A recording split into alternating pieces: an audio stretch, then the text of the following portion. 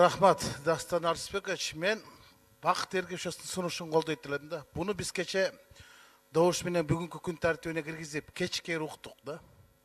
Анан эч жыйынтыгы жок келсе, эл бизди эмне дейт? Эмне таптыңар дейт да. Мен ушул өкмөт былтыр апрелде ант бергенде айткам. Ушул жерде туруп тамашачынга салып.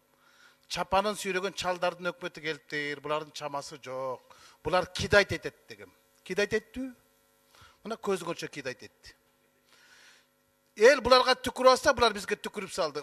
Бул мыйзамдын автору биз эмес, силерсиңер деп кетпеди азыр вице-премьер. Силерсиңер деп кетпеди, бизге түкүрүп кетпеди. Күнөөнүн баарын бизге оодарып кетти. Анан биз айым азыр отуруп алып элдин алдында эмне деп мактанабыз? Эмне деп мактанабыз?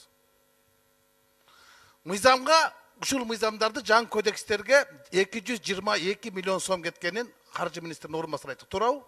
Туура. Асманга учту анда акчалар. Эгер ошол акчалардын баардыгы мыйзамсыз максатка жумшалган экен анда ким жоопкерчилик тартат? Карапайым эл көрбөш керек да бул мыйзамдар иштеп алгандан күнөөнү. Ушулар көрүш керек да. Ушулардын өкмөттүн жоопкерчилиги каралыш керек да. Анан кантип баа бербей коебуз?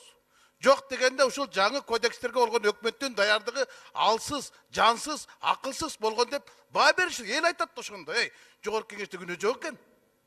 Өкмөт өздөрүндө экен 222 миллионду эмнени окутту?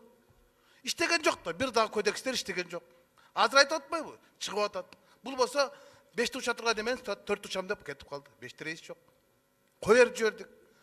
Айлы дагы далай кидайт этет. Ошон үчүн баа берилиш керек бүгүнкү жыйынтыктан. Рахмат.